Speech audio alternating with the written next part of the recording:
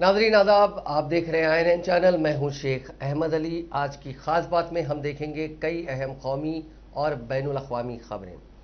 Waste Bengal और आसाम की जुमला 77 सीटों पर हफ्ते के रोज पहले फेज की वोटिंग हुई। इनमें बंगाल की 30 और आसाम की 47 सीटें शामिल हैं। इलेक्शन कमीशन ऑफ इंडिया के मुताबिक शाम 6 बजे तक यानी 11 घंटे में बंगाल में 79.79% यानी करीब 80% और आसाम में 72.14% वोटिंग हुई। पोलिंग का वक्त शाम 6 बजे तक तय किया गया था। कोरोना की वजह से उसे 1 घंटा बढ़ाया गया था। बंगाल में 60 पोलिंग बूथ पर ईवीएम से छेड़छाड़ की शिकायतें सामने आई हैं। कुछ जगह ईवीएम में तकनीकी दिक्कत की वजह से वोटर्स को 2 घंटे तक इंतजार करना पड़ा।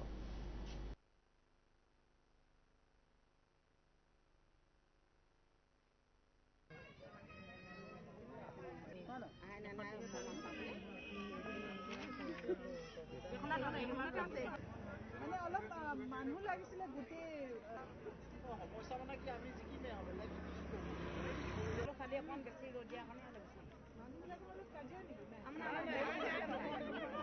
ওপৰত ভাবিছোঁ আমি তলত কাজিয়া কৰি আমাৰ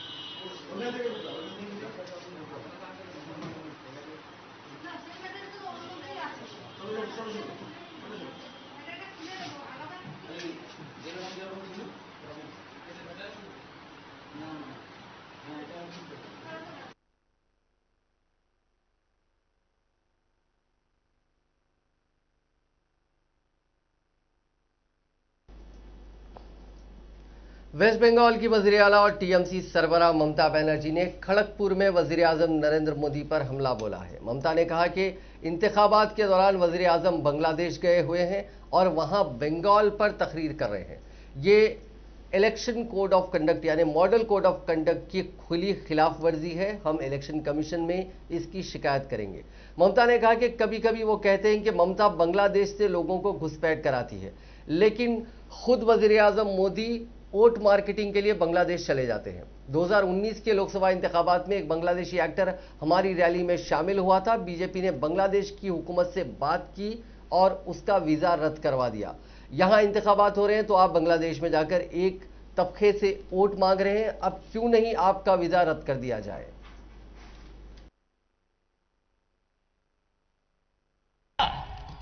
बीएसएनएल के रुपया कहां गया, बैंक का रुपया कहां गया, सब चीज को बेच देता है और अपना नाम पे स्टेडियम बनाते हैं।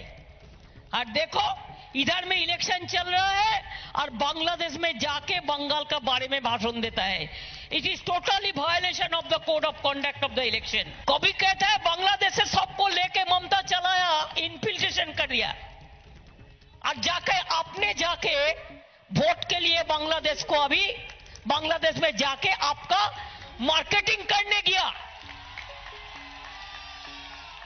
तो कौन सच्चा है और कौन बुरा है, कौन सच्चा है तो कौन झूठा है, इसको जवाब चाहिए। नहीं होगा तो हम जितना तक जाना है हम जाएंगे। बीएसएनएल के रुपया कहां गया। वज़ीर आज़म नरेंद्र मोदी ने अपने बैरूनी दौरे के दूसरे दिन बांग्लादेश को कई सौगातें दी। पीएम मोदी ने वहां की वज़ीर आज़म शेख हसीना को कोरोना वैक्सीन के 12 लाख डोज सौंपे। उन्होंने 109 एम्बुलेंस की चाबी भी शेख हसीना को दी। इससे पहले मोदी ने कहा कि हुकूमत हिंद ओरकांडी में लड़कियों के लिए एक प्राइमरी स्कूल खोलेगी, वहां के मिडिल स्कूलों को अपग्रेड भी किया जाएगा। बांग्लादेश की वज़ीर आज़म शेख हसीना ने इस तोहफे के तौर पर सोने और चांदी के एक सिक्के पीएम मोदी को तोहफे में दिए। उन्होंने बंगबंधु शेख मुजीबुर रहमान की बर्थ एनिवर्सरी पूरी होने और बांग्लादेश के फाउंडेशन के 50 साल पूरे होने पर यह तोहफा दिया।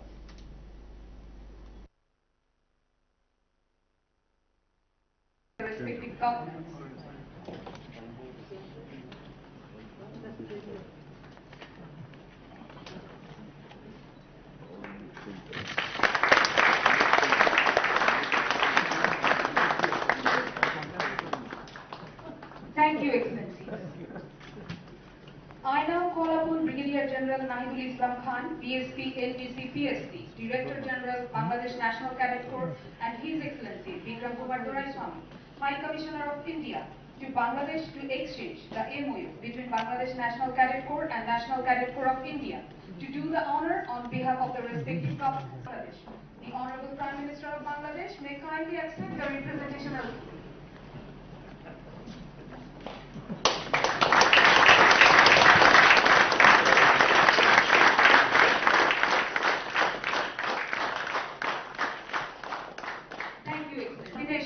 by the National Implementation Committee for the celebration of the birth centenary of the Father of the Nation.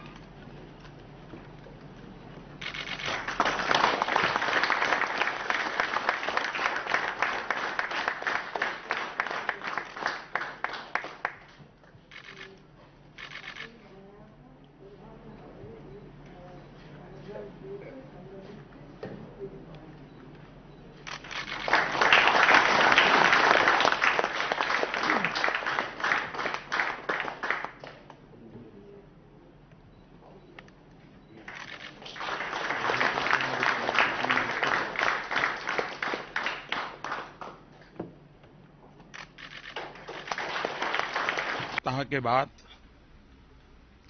Chaitri Navratri का प्रारंभ होगा। इस पवित्र पर्व के प्रारंभ होने के पूर्व 51 शक्तिपीठों में से एक मां काली के चरणों में आने का आज मुझे सौभाग्य मिला है। बांग्लादेश में जब मैं 2015 में आया था तो ढाकेश्वरी के चरणों में शीश झुकाने का अवसर मिला था। आज मां काली के चरणों में आशीर्वाद प्राप्त करने का मुझे सौभाग्य प्राप्त हुआ है। मां काली का वरदहस्त आज मानव जात जिस कोरोना के कारण अनेक संकटों से गुजर रही है, मां से यही प्रार्थना है कि पूरी मानव जात को इस कोरोना के संकट से जल्द मुक्ति दिलाएं। सर्वे भवन्तु सुखिनः जिस मंत्र को हमने जिया है, वसुधैव कुटुंबकम, जो हमारे संस्कार की विरासत है, हम पूरी मानव जात के कल्याण के लिए प्रार्थना करते हैं। आज मुझे 51 शक्तिपीठ में से एक मां काली के चरणों में आने का सौभाग्य मिला। मेरी कोशिश रहती है कि मौका मिले तो इन 51 शक्तिपीठों में कभी न कभी जाकर के अपना मत्था टेकूं। आज जब मैं इस पवित्र धरती पर आया हूं और मैंने सुना है कि यहां मां काली की पूजा का जब मेला लगता है, बहुत बड़ी तादाद में भक्त सीमा के उस पार से भी और यहां से भी यहां आते हैं। उसी प्रकार से महाराष्ट्र में पुणे की फैशन स्ट्रीट मार्केट में हफ्ते के सवेरे आग लगने से तकरीबन 500 दुकानें जलकर खाकस्तर हो गई। फायर ब्रिगेड के हुक्म के मुताबिक आग पर काबू पाने के लिए 16 गाड़ियां मौके पर भेजी गईं और 60 कारकुनों को आग पर काबू पाने में मशक्कत करनी पड़ी। घंटों की मेहनत के बाद आग पर काबू पाया जा सका। एमजी रोड पर फैशन स्ट्रीट एक आम खरीदारी का मरकज है, जहां छोटे दुकानों में कपड़े, जूते और दीगर फैशन के सामान फरोख्त होते हैं। इस हादसे में किसी जानी नुकसान की इत्तला नहीं मिली है।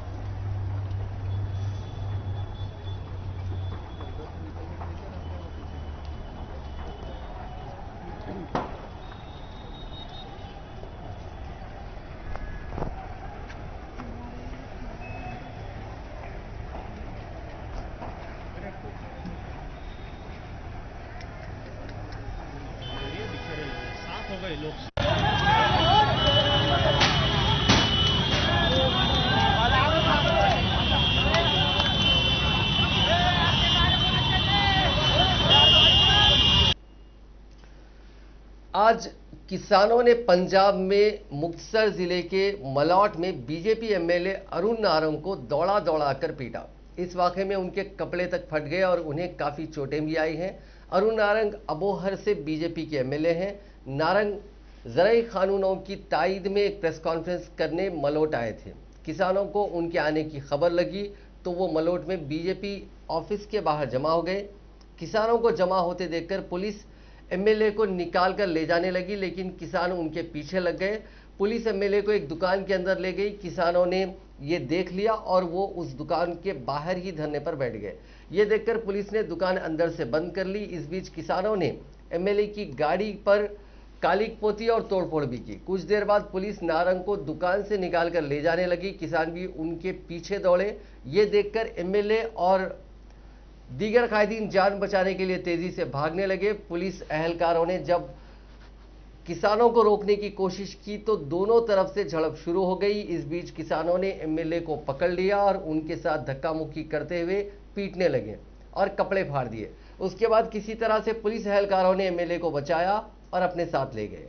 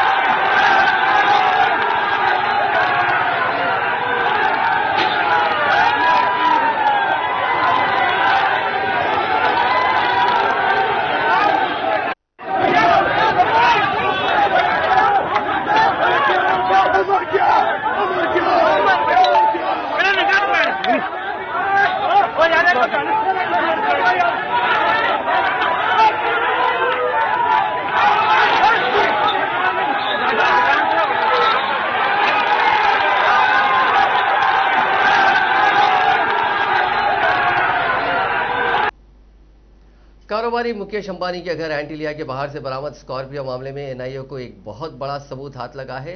उस वाकये पर उस मकाम वाकया पर लगे सीसीटीवी फुटेज की जांच के दौरान ये पता चला कि 25 फरवरी को स्कॉर्पियो गाड़ी खड़ी करने के बाद सचिन वजह उसमें धमकी भरी चिट्ठी डालना भूल गए थे। पीछे से आ रही इनोवा में बैठकर कुछ देर जाने के बाद वजह को इस बात का ध्यान आया। इसके बाद वो फिर से मौके पर पहुंचे और स्कॉर्पियो में लेटर प्लांट किया। एनआईए जराये की माने तो उसी जगह वजह से चूक हुई और लेटर प्लांट करते वक्त वहां से निकलने के चक्कर में वो पास की एक दुकान के सीसीटीवी कैमरे में कैद हो गए। उस दौरान वजह ने सफेद रंग का ढीला कुर्ता पैजामा पहना था, जिसे पहले पीपी किट भी कहा गया था। सचिन वजय ने स्कॉर्पियो में एक टाइप लेटर रखा था जिसमें लिखा हुआ था कि प्रिय नीता भाभी और मुकेश भैया और परिवार, ये सिर्फ एक लेटर है। अगली बार आपके परिवार के पास उड़ान भरने के लिए पर्याप्त सामान होगा, सावधान रहें। ये हिंदी में है। पिछले हफ्ते पहले एनआईए की टीम वजह को लेकर उसी जगह फिर से आई थी और उस सीन को रिक्रिएट भी किया था। यानी जिस जगह पे ये जुर्म हुआ है उसे दोहराया गया। इसके पीछे एनआईए का मकसद ये था कि मामले की जांच में कोई कमी ना रहे। इस दौरान वजह को सफेद कुर्ता पैजामा पहनाकर एक डमी स्कॉर्पियो तक चलाया गया। जांच में यह भी सामने आया है कि इस मामले में लॉजिस्टिक हेल्प के लिए वजह ने विनायक शिंदे को 50,000 रुपए दिए थे। जराये के मुताबिक शिंदे के जरिए वजह एक ऐसे शख्स के राब्ते में आए जो साउथ मुंबई में एक क्लब चलाता है। इस क्लब में जुआरी और सटोरियों की भीड़ जमा रहती है। यहां उसकी मुलाकात इस मामले में गिरफ्तार बुकी नरेश गोरे से हुई थी। भोपाल में हफ्ते की शाम एक ट्रेनी एयरक्राफ्ट क्रैश हो गया। इस छोटे प्लेन ने भोपाल के राजा भोज एयरपोर्ट से उड़ान भरी थी। उड़ान भरने के थोड़ी देर बाद ही प्लेन क्रैश होकर गांधीनगर के पास खेत में गिर गया। हादसे में एक कैप्टन और 2 ट्रेनी पायलट जख्मी हो गए। हालांकि किसी को शदीद चोट नहीं आई। भोपाल के एएसपी दिनेश कौशल ने बताया कि तीनों जख्मियों को इलाज के लिए अस्पताल भेजा गया है। हादसा भोपाल में गांधीनगर के पास बड़वाई गांव के खेत में हुआ। शुरुआती जानकारी मिली है कि इंजन बंद होने की वजह से यह ट्रेनी प्लेन खेत में गिरा। प्लेन के कैप्टन का नाम अश्विनी शर्मा बताया जा रहा है। बताया जाता है कि तीनों प्लेन लेकर गुना जा रहे थे। हादसे की इतला मिलते ही फायर ब्रिगेड की टीम मौके पर पहुंच गई।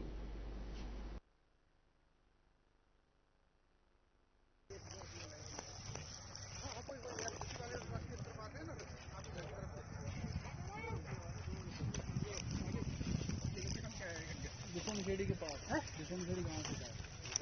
ये सर बिशनखेड़ी गांव है, बिशनखेड़ी गांव। लोकेशन भेज देना यहाँ आगे। एक मिनट क्या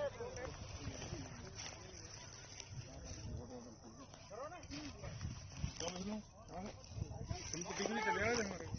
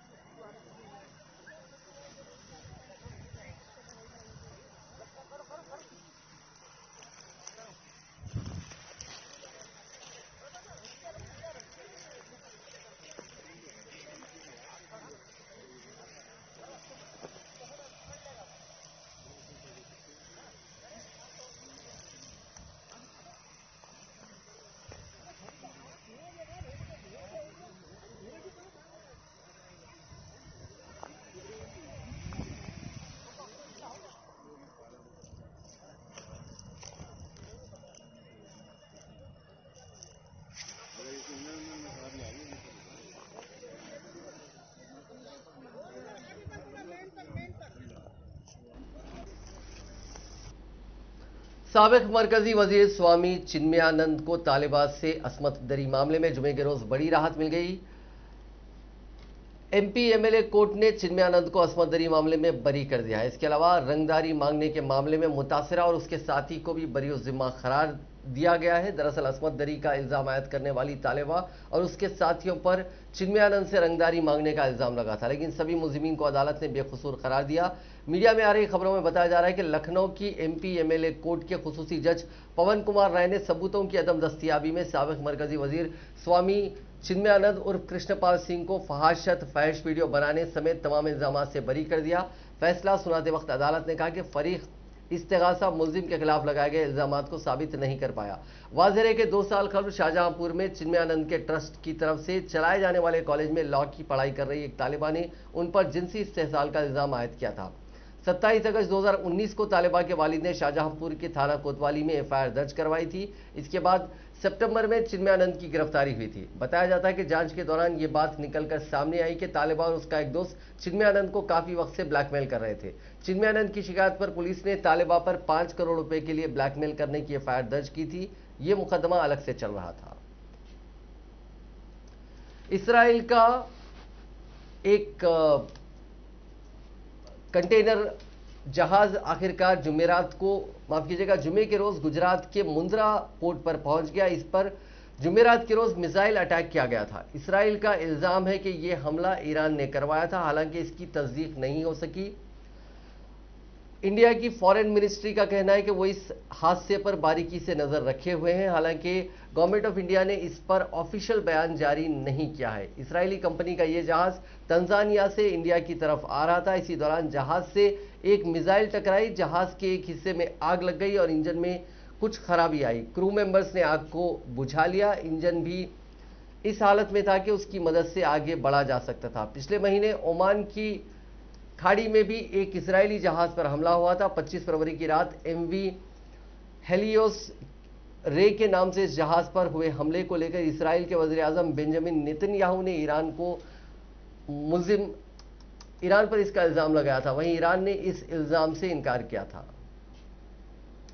अब बात कोरोना वायरस की। दुनिया भर में कोरोना के मामले लगातार बढ़ रहे हैं। पिछले 24 घंटों में दुनिया भर में 6,18,000 लोगों में कोरोना की तस्दीक हुई। इस दौरान 11,000 से ज्यादा लोगों की मौत भी हुई। दुनिया में अब तक 12,66,00,000 लोग वबा की चपेट में आ चुके हैं। 10,21,00,000 लोग रिकवर हुए हैं और 27,78,000 लोगों की मौत हो चुकी है।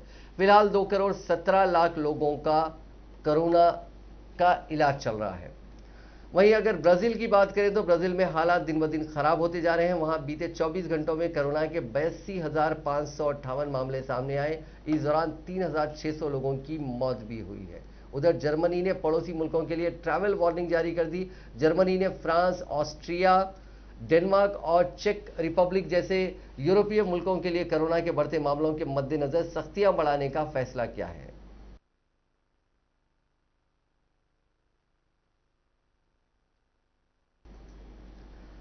हिंदुस्तान में कोरोना की दूसरी लहर डराने लगी है। पिछले 17 दिनों से एक्टिव केसेस जिनका यानी वो मरीज जिनका इलाज चल रहा है लगातार बढ़ रहे हैं। मुल्क में 10 मार्च को 1,86,000 एक्टिव केसेस से यह आंकड़ा 27 मार्च तक बढ़कर 4,50,000 के पार पहुंच गया। कोरोना की रफ्तार का अंदाजा इस बात से भी लगाया जा सकता है कि बीते 7 दिनों में ही एक्टिव केसेस के आंकड़े में 1,60,000 से ज्यादा का उछाल दर्ज किया गया है। जुमे के रोज 62,276 नए मरीज मिले, 30,341 ठीक हुए और 292 की मौत हुई। यानी ये पिछले 24 घंटे की बात है। सबसे ज्यादा खराब हालत महाराष्ट्र की है। वहां एक ही दिन में 36,902 मुतासरीन मिले हैं। अब हम एक और खबर महाराष्ट्र की आपको बताते हैं कि महाराष्ट्र में बढ़ते कोरोना इन्फेक्शन को देखते हुए रियासती हुकूमत ने नई गाइडलाइंस जारी की हैं। इसके तहत बिना मास्क के बाहर घूमने वालों पर जुर्माना 200 रुपए से बढ़ाकर 500 रुपए कर दिया गया। इसके साथ ही रात 8 बजे से सुबह 7 बजे तक पूरी रियासत में नाइट कर्फ्यू रहेगा। हफ्ते से ही लागू होने वाले कर्फ्यू के दौरान बाहर निकलने पर सख्त मनाही रहेगी। वजीर आला उद्धव ठाकरे ने जुमे के रोज ही नाइट कर्फ्यू का ऐलान कर दिया था, लेकिन इसकी गाइडलाइंस हफ्ते के रोज जारी हुई। इसके अलावा जो गाइडलाइंस है हम आपको बता दें कि मास्क नहीं पहनने वालों पर जुर्माना 200 रुपए से बढ़ाकर 500 किया गया। सड़क पर थूकने पर अब 1,000 रुपए जुर्माना लगेगा। रात 8 बजे से सुबह 7 बजे तक सेक्शन 144 लागू रहेगा। इस दौरान 5 से ज्यादा लोगों की एक साथ निकलने पर पाबंदी रहेगी। सभी पब्लिक प्लेसेस रात 8 बजे से सुबह 7 बजे तक बंद रखे जाएंगे। सभी सिंगल स्क्रीन और मल्टीप्लेक्सेस, मॉल, रेस्टोरेंट, ऑडिटोरियम रात 8 से सुबह 7 बजे तक बंद रहेंगे। रेस्टोरेंट और होटल से रात को भी खाने की होम डिलीवरी जारी रहेगी। हर तरह से पब्लिक जितने समाजी और जितने मजहबी प्रोग्राम है उन पर रोक रहेगी। हिंदुस्तान के अजीम cricketer Sachin Tendulkar corona virus के इन्फेक्शन में मुब्तला पाए गए हैं। उन्होंने हाल ही में रायपुर में रोड सेफ्टी क्रिकेट सीरीज खेलकर वापस आने के बाद अपना कोरोना टेस्ट कराया था और हफ्ते के रोज उनकी रिपोर्ट मुस्बित आई थी। सचिन तेंदुलकर ने आज ट्वीट किया कि मैं आज मामूली अलामत जाहिर होने के बाद कोरोना वायरस से मुतासिर पाया गया हूं और फिलहाल क्वारंटाइन में हूं। शाम में एक और खबर भी आई कि साबिक क्रिकेटर यूसुफ पठान भी कोरोना से मुस्बित पाए गए हैं। तेलंगाना में कोविड-19 के 595 नए मामला दर्ज किए गए हैं, जिसके बाद रियासत में मामलात की तादाद बढ़कर 3,05,804 हो गई है। रियासत में बहसत मजमूई अमवात की तादाद बढ़कर 1685 हो गई है, क्योंकि गुज़िश्ता 24 घंटों के दौरान मजीद 2 अमवात हुई हैं। महकमे सेहत की जानिब से जारी करदा बुलेटिन में कहा गया है कि रियासत में 247 अफराद रुबे सेहत हुए हैं, जिसके बाद रियासत में अब तक इस मर्ज से रुबे सेहत होने वालों की तादाद बढ़कर 2,99,878 हो गई है। रियासत में एक्टिव केसेस यानी वो लोग जिनका फिलहाल इलाज चल रहा है उनकी तादाद 4,241 है, जिनमें 1870 मरीज घरों पर या फिर अस्पतालों में अलग थलग रखे गए हैं, जहां उनका इलाज किया जा रहा है। कोरोना के केसेस में इजाफे के बावजूद रियासत में लॉकडाउन न लगाने का फैसला जहां आवाम के लिए राहत की खबर लाया है, वहीं वैक्सीनेशन के अमल में तेलंगाना हुकूमत की जानिब से लापरवाही का मुजाहरा किया जा रहा है, जिससे लोगों में तशवीश की लहर पाई जाती है। टीका अंदाजी प्रोग्राम को शुरू हुए करीब 2.5 महीने मुकम्मल हो चुके हैं, बावजूद इसके अभी तक सिर्फ 8,58,58,000 अफराद को ही वैक्सीन दी जा सकी है। रियासत मुल्कगीर सतह पर वैक्सीनेशन के अमल में 16वें नंबर पर है। शहरों के मुकाबिल दही इलाकों में सूरत हाल और भी बदतर है। वैक्सीन के अमल में रियासत उत्तर प्रदेश तेलंगाना उत्तर प्रदेश से भी पीछे है। जुमेरात के दिन रियासत में कोरोना के 27,627 टीके दिए गए, जबकि उसी दिन उत्तर प्रदेश में 1,63,983 अफराद ने वैक्सीन ली। मुल्क की दीगर रियासतों केरला, महाराष्ट्र, गुजरात में रोजाना 1.5 लाख अफराद को टीके दिए जा रहे हैं। सबसे ज्यादा टीके महाराष्ट्र में दिए जा रहे हैं, वहां अभी तक 47,56,000 अफराद को टीके दिए जा चुके हैं। अगर हम रियासतों से तकाबुल करें तो महाराष्ट्र में 47,56,576, उत्तर प्रदेश में 43,54,111, राजस्थान में 43,21,000, मगरबी बंगाल में 40 लाख और कर्नाटका में 27 लाख से ज्यादा, केरल में 25 लाख से ज्यादा। अगर हम इस टैली में देखें तो तेलंगाना रियासत वैक्सीनेशन के मामले में काफी पीछे है और इस मामले में लापरवाही बरती जा रही है। रियासत में बुजुर्गों और दीगर सीरियस जो बीमारियों में लोग मुब्तला हैं, उन अफराद को टीका देने के लिए 1200 मराकज़ कायम करने का महकमे सेहत के हुक्काम की जानिब से ऐलान किया गया था, लेकिन उनमें से आधे सेंटर्स भी कारगर नहीं है। प्राइमरी हेल्थ सेंटर से टीचिंग हॉस्पिटल्स तक 1046 दवाखानों में मराकज़ के क़याम का मंसूबा बनाया गया था, लेकिन सिर्फ 400 सेंटर्स ही दस्तियाब हैं। इनमें भी कमी की जा रही है, लेकिन इजाफे पर तवज्जो नहीं दी जा रही है। जुमेरात तक के आंकड़ों के मुताबिक 276 सरकारी और 232 खानगी सेंटर्स में वैक्सीन दी गई। ताहाल वैक्सीन लेने वाले 4,48,000 अफराद, माफ कीजिएगा 8,58,000 अफराद में से 4,48,000 अफराद ग्रेटर हैदराबाद के हुदूद में हैदराबाद, रंगारेड्डी और मेडचल अजला के रहने वाले हैं। इससे हटकर मौजूआत में टीका अंदाजी के सेंटर्स के लिए इंतजामात नहीं किए गए हैं। हुक्काम का कहना है कि दही इलाकों में अगर लोग वैक्सीन लेने के लिए आगे नहीं आते तो वैक्सीन वेस्ट हो जाएगी। यही सोचकर मराकज़ कायम नहीं किए गए। सवाल यह है कि लोग टीका लेने के लिए क्यों आगे नहीं आ रहे हैं, उनमें शऊर बेदारी क्यों नहीं पैदा की गई। इनके खदशात को दूर करने के लिए हुकूमत की जानिब से क्या इक़दाम किए गए हैं। लोग आगे नहीं आ रहे हैं, ये कहते हुए अपनी जिम्मेदारी से राह फरार इख्तियार नहीं की जा सकती। वाज़ेह रहे कि हुकूमत की जानिब से मुनासिब इक़दाम ना किए जाने के बाद वैक्सीन वेस्ट हो रही है। ये हम नहीं बल्कि वज़ीर आज़म नरेंद्र मोदी ने खुद कहा है कि वैक्सीन के वेस्टेज के मामले में रियासत तेलंगाना और आंध्र प्रदेश में करीब 10% वैक्सीन वेस्ट हुई है। करीब करीब वैसा ही है। वैक्सीन क्यों वेस्टेज हो रही है, इसकी भी राज्यों में समीक्षा होनी चाहिए और मैं मानता हूं हर रोज शाम को इसकी मॉनिटरिंग की व्यवस्था रहनी चाहिए और हमारी सिस्टम को प्रोएक्टिव लोगों को कांटेक्ट करके एक साथ इतने लोग मौजूद रहें ताकि वैक्सीन दे, वैक्सीन वेस्टेज न जाए, इसकी व्यवस्था होनी चाहिए। क्योंकि एक प्रकार से जितना परसेंटेज वेस्टेज होता है, हम किसी के अधिकार को बर्बाद कर रहे हैं। हम किसी के अधिकार को बर्बाद करने का हक। ये बात दुरुस्त है कि रजिस्ट्रेशन के बावजूद लोग लम्हे आखिर में टीका लेने के लिए आगे नहीं आ रहे थे, जिसकी वजह से वैक्सीन के वेस्ट होने का खदशा था। लेकिन इन वजूहात का जायजा लेने की जरूरत है कि लोग क्यों टीका लेने आगे नहीं आ रहे हैं। अब सूरत हाल में तब्दीली देखी जा रही है। कोरोना के केसेस में इजाफे को देखते हुए अवाम में टीका लेने से मुतालिक सोच में मुस्बित तब्दीली आई है। अवाम को वैक्सीन की अहमियत बताते हुए उन्हें इसके लिए राजी करने के बजाय बहाना बनाकर हाथ उठा लेना दुरुस्त नहीं है। नाजरीन, आज की खास बात में बस इतना ही। आपसे कल मुलाकात होगी नई खबरों के साथ, नए एनालिसिस के साथ। फिलहाल दीजिए इजाजत। खुदा हाफिज।